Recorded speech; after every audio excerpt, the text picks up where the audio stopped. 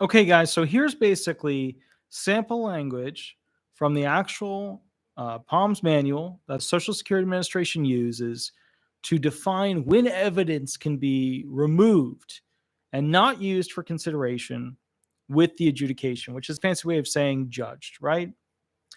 This is part of the H section of the secure.ssa.gov website, specifically for, let's see, it's DI 33025.036, Disability Hearing Officer's Use of Cooperative Disability Investigation Unit Report of Investigation Evidence. So basically, they do an investigation.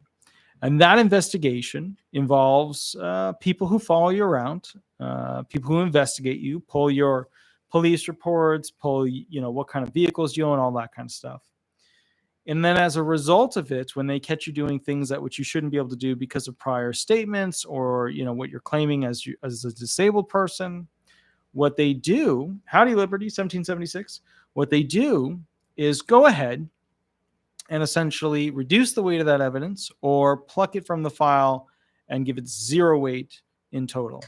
And they might still leave it physically in the file, but for the adjudication purposes, they remove it. Now let's go into this real quick. This is the sample language for the discussion of the report that's created by basically those who will investigate you and follow you around. The following, I'm going to read it directly from here. That way you guys can hear it.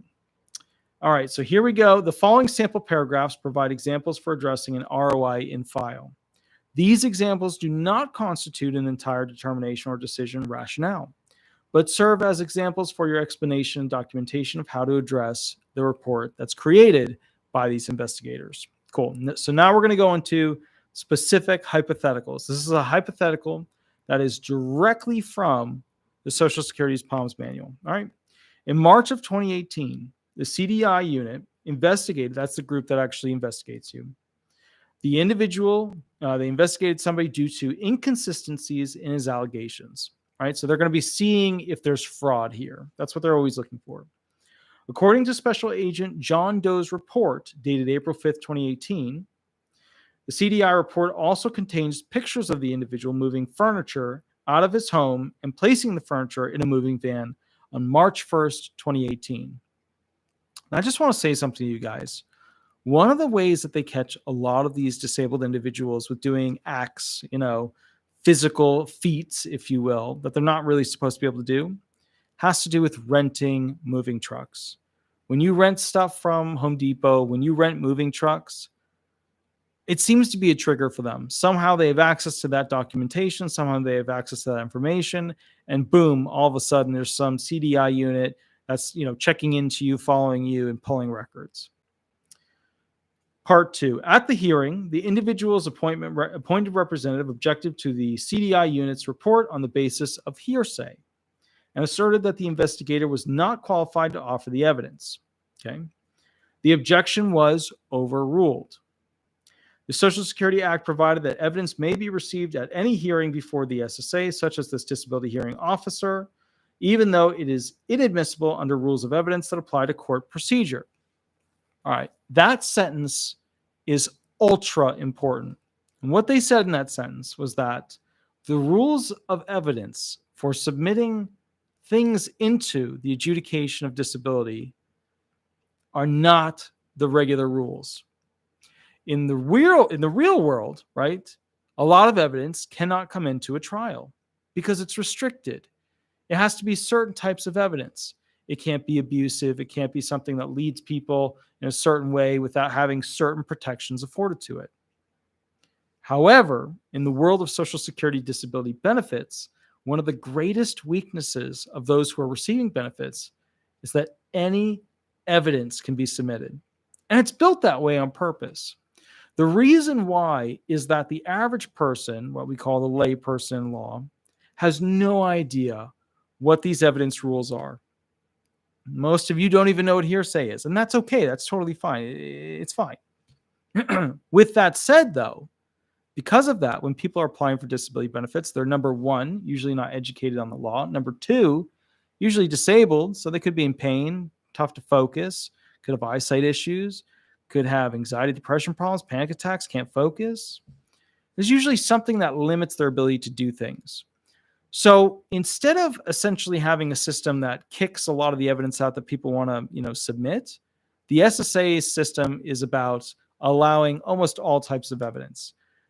Imaging, like MRIs, X-rays, they don't want that. They want like the written report. But for the most part, they basically want to see all the different things that can be submitted.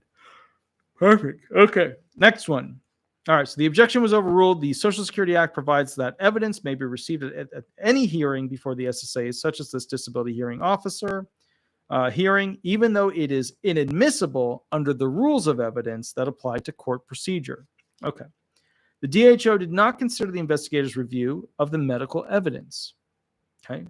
Instead, the DHO has only considered the investigator's observations, documentary and video evidence, and statements gathered during the course of the investigation. Another really important sentence. What they're saying is that they don't really care when they're reviewing the investigation report what, the medical information, or rather what the investigator's thoughts about your medical, condition against the medical evidence really is. What they're looking at is essentially the investigator's observations, the documentary and video evidence, and statements gathered during the course of the investigation. Because let's call it like it is. This investigator doesn't know how you're disabled. He can't see all of your disabilities. He doesn't know the full breadth of everything that is you. He hasn't read through every aspect of your medical report. He doesn't know you. He's not trained. He's not an administrative law judge. So they break it down. They're only interested in the investigator's observations, documentary and video evidence, and statements made during the investigation. That protects the SSA from getting potential bias from somebody who's not authorized to give their opinion. In summary, the individual's hearing testimony and presentation are inconsistent with the longitudinal record as a whole. All right, so let me put that in standard English. The individual's hearing testimony, what the claimant said during the hearing, and presentation, what the claimant did during the hearing. Were they standing up a lot? Were they sitting down? Were they moving in their seat a lot? Were they having a panic attack during it? Okay. Are inconsistent, meaning that what they did in that hearing and then their ability to go ahead and load a box truck with their furniture. They claimed during the hearing they couldn't push, pull, lift, stand, whatever. Then all of a sudden now they've got evidence that the person's loading a box truck with furniture. Those things are inconsistent. Okay. With the longitudinal record, longitudinal just means you go way back to the beginning of the record or some point earlier in the record to look at it in a macro sense, right? If you look back all the way, does it make sense that this individual is, essentially claiming and is the person that can't lift furniture? Or against the current situation, does it look like they were a fibber because they just loaded a U-Haul? Okay. A portion of the record contains the investigator's observations and the individual's presentation in a video recorded 2 months prior to the date of the hearing. Now, what should you have gained from that sentence? What you gain from that sentence is that the investigation was done right before the hearing. That's for a couple of reasons. A, they probably couldn't track the person down until right before the hearing, because there's a lot of opportunities. My apologies. There's a lot of opportunities to video these people, right? These disabled individuals, because they usually have to be at some doctor's appointment, some, consultative examination appointment, or the SSA field office for some appointment. And they use that as like that. They're going to be there at this time and we're going to follow them for the rest of the day. Okay. So what they're saying there is 2 months prior to the date of the hearing. Another thing that they like about that when it comes to investigations is that it's fresh, it's recent, it's within the past 6 months. That means that is video evidence of you right there. Number 3, in conclusion, the record considered as a whole supports some limitations in the individual's ability to perform work-related activities. So what that sentence is, well, the person still might be disabled. There are other things that show limitations, right? However, those limitations are adequately accommodated by the residual functional capacity outlined above, which is consistent with objective medical evidence, medical opinions, and other evidence of record, as well as the documented activities. So what we're saying here is that some of the limitations that we expect this person to have, that he's made statements of, that the medical imaging, observations, the signs that this person is having these problems, some of them are proved. We know them. They're good. He's good. We know those disabilities are accurate. However, this is the next sentence. Here comes the fun part. Liberty 1776. Thank you for the $4 donation. Wake up coffee time. I know it's 2:17 a.m. and I have to actually go back to the house after this and keep working over there. So I got to wake up basically at 9 a.m. Next sentence is really, here we go. The record does not support greater limitations. So what they're saying in this is, okay, the record shows limitations. But because of these new actions, we call into question how disabled they really are. And because we can see that this person could load a U-Haul, the record, what they could do and say they could do, they would say they were super limited. They couldn't lift, push, pull, carry, kneel, stoop, whatever. The record does not support greater limitations, meaning that, yeah, they're a little disabled, but they're not as disabled as they claim they were. Number 4, on your appeal request, you stated you had the following symptoms. Okay, so this is where the SSA is, leaning in full tilt. They're saying this is what you said you have, but it's not true. You said you have severe pain in your left shoulder and extreme limitations in the use of your left arm for reaching, for pulling, and lifting. Okay, so reaching, pulling, and lifting. Cool. Investigative report. Remember, these are all things you would use to, load a U-Haul. An investigative report by the Cooperative Disability Investigations Unit, CDI unit, stated that the investigator observed you painting your house and using your left arm. Ooh, they got a zinger there against this person. There are no medical records or no medical reports with objective findings that show you have been treated for a left shoulder and arm injury in the past 5 years. They got you there. No recent medical treatment that is specific to essentially your left arm. That's why I always say keep going to the doctor, find another doctor if you need to. Dr. Johnson's report dated June 14, 2018 shows that you have had shoulder surgery in the past, however, followed by physical therapy. His latest exam findings show that you have good range of motion in your shoulder and x-ray findings are normal. So basically, you painting your house with your left arm created an investigation where they showed that essentially you had medical issues in the past, but you don't have them nowadays. All right, cool. Section 205U and 1631E, subsection 7 of the Social Security Act provides that we must disregard evidence. This is where they're taking the evidence out of the file and they're putting it aside. They're disregarding it. Now, we must disregard evidence if there is reason to believe that fraud or similar fault is involved in providing the evidence.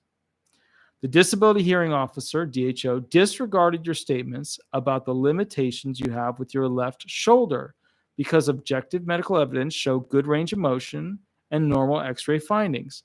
They got a video of you painting your house with your left arm.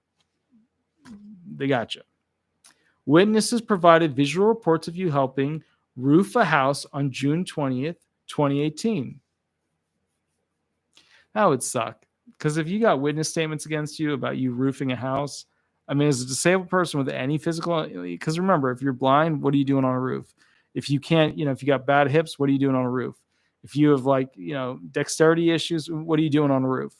Every aspect of a roof is like, for a physically disabled individual, it doesn't work no matter what. There's no easy excuses there. Okay. You previously stated on your request for a disability hearing that you could not raise your arms in any direction and that you are unable to dress yourself or wash your hair due to shoulder problems. In accordance with the law, the DHO cannot use your statements. They're pulling them out, not using them. Out of the record. DHO, the hearing officer, cannot use your statements about your inability to function as evidence in your claim. After considering all the information in your case's record, the DHO, the hearing officer, has reason to believe that fraud or similar fault was involved in providing your statements about your shoulder limitations. Therefore, the hearing officer must disregard your statements regarding limitations in the use and movement of your left arm and shoulder. All right, so let me simplify this for you. When you make statements and then they get video of evidence of you not being able to do those things that you claimed you couldn't do, then they're going to try and remove those statements that you made, which makes it a lot harder for you then to claim that you were truly impaired for your impairments. Because if you're claiming that those things you could not do are the direct symptoms, the direct things that disable you from your actual medical conditions, then the bottom line is if they're allowed to remove them, it's almost a claim killer most times. So that is the specific examples directly from the Social Security POMS manual. For the people, and I know I see them sometimes in the chat section or the comment section, who go, I need to see citation. I did the citation at the beginning of the video, A, and B, I just read it to you word for word. Give me a break. So anyways, guys, I will catch you a little bit later. It is now 2:23 a.m. Please remember to stay happy, healthy, and please remember to take care of yourself. Things are getting tougher out there. Things are getting expensive out there, and we will go from there. Again, Liberty 1776, super thank you for the donation. Please remember to like, subscribe, and leave 5-star reviews, and we will go from there. Thanks so much, guys. Bye-bye, guys. Bye-bye.